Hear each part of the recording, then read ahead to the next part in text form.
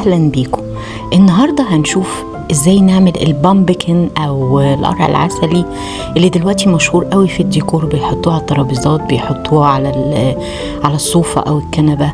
فاحنا ممكن نعمله في البيت. طبعا اللي متعلمين تريكو زي ما هم شايفين، هم بيعملوا كيس من التريكو، بعد كده بيقفلوه وبيحشوه اصلا فوم وبيقفلوه زي ما انتم شايفين في الصورة، والصورة واضحة جدا. وبعد كده هيبتدوا يعملوا التقسيمة اللي احنا شايفينها دي. التقسيمة دي بتيجي من غرزة من تحت لفوق بالمنظر ده. طب هنعمل ايه تاني؟ في الاخر خالص هنقلبها من تحت، هنحط لها زرار. طيب ومن فوق هنعمل لها العين اللي موجود ده.